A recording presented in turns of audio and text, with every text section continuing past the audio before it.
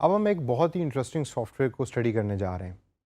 और इस सॉफ्टवेयर की जेनेरिक और बेसिक इन्फॉर्मेशन तो मैं आपको बताऊंगा इस सेशन में भी और अगले चंद सेशंस में भी। लेकिन इसको अपने तौर के ऊपर आपने मास्टर करना है,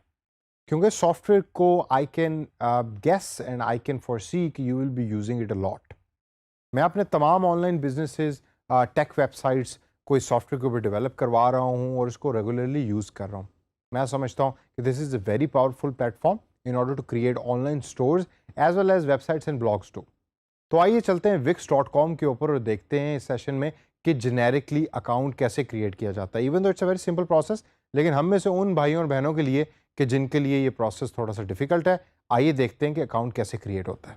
सबसे पहले गूगल में आप टाइप कीजिए wix.com और उसको सर्च करें और सर्च करने के साथ आपको टॉप पे ही उसका डायरेक्ट लिंक मिल जाएगा। You click on the website link और जब आप वेबसाइट के मेन पेज पे पहुंचें तो अगर आपके पास अकाउंट है तो you click on sign in button, otherwise you can click on this get started button also. जब आप गेट स्टार्टेड के बटन पे क्लिक करेंगे तो आप देखेंगे कि आपके सामने एक तो ऑप्शन आ रही है कि you can use your email address and password if you already have an account. Otherwise you can also log in through a Facebook as well as Google account. अक्सर वेबसाइट्स जो है वो अब आपको डायरेक्ट फेसबुक के through log in करने की option देती हैं, और वो जो झंझट हुआ करता था कि आप अपना नाम लिखें और ईमेल एड्रेस लिखें और पासवर्ड लिखें, वो तमाम चीज़ें जो है वो अब ओवरकम हो गई हैं by just one click once you click on this connect through Facebook. तो मैं इस सेशन को कंप्लीट करने के लिए जो मेरा फेसबुक का अकाउंट है उसी के थ्रू wix.com में लॉगिन करूंगा और लॉगिन करने के बाद आपको जेनेरिक अकाउंट सेटिंग्स बताऊंगा कि वो कहाँ पाई जाती हैं और उसमें क्या क्या चीज़ ऐसी है जो आपने चेंज करनी है।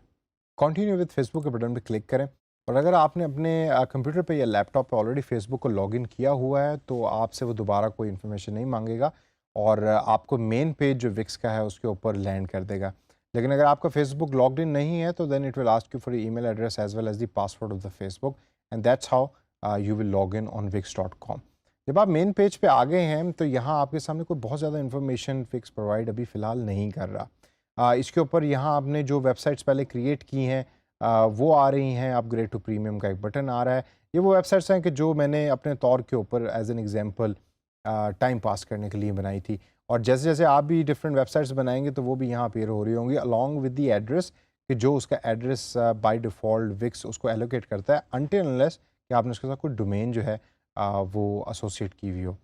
अब वेबसाइट को बनाना तो हम अगले सेशन में सीखेंगे, लेकिन यहाँ आप अगर राइट साइड टॉप के ऊपर देखें तो आपको अपनी प्रोफाइल पिक्चर नज़र आ रही होगी और बहुत ज़रूरी है कि you click on account settings and you see कि क्या कोई ऐसी सेटिंग है जो आपको यहाँ चेंज करने की ज़रूरत है। अगर आप विक्स लॉग इन कर रहे हैं थ्रू योर गूगल अकाउंट, वो भी बड़ा सिंपल है। Once you click on that continue with Google button, वो आपसे अपना जीमेल अकाउंट मांगेगा और उसका पासवर्ड मांगेगा and same exactly just like that वो आपको लॉग इन कर देगा wix.com के अंदर। लेकिन अकाउंट सेटिंग्स के अंदर जब आप लॉगिन होंगे तो आपने देखना है कि कोई ऐसी ऑप्शन या कोई ऐसी इन्फॉर्मेशन है कि जो मिसिंग है या उसको आपको चेंज करने की ज़रूरत है। हो सकता है जब आप अकाउंट सेटिंग्स पे पहली दफ़ा क्लिक करें तो वो आपसे कहे कि you need to enter the password in order to log in to wix.com, even though आप ऑलरेडी लॉग्ड इन है। उसकी वजह है कि wix.com अक्सर आपको सजेस्ट ये करता है कि आप अपना पासवर्ड डिफरेंट रखें, जो आपका जीमेल अकाउंट का पासवर्ड है या आपके जो फेसबुक का पासवर्ड है उसके थ्रू। आप अकाउंट सेटिंग्स के इस पेज को थॉरली देखें, कुछ ज़्यादा ऑप्शन या नहीं है, लेकिन इसमें देखें कि आपने कोई चीज़ चेंज तो नहीं करनी, क्योंकि अक्सर होता ही है कि आप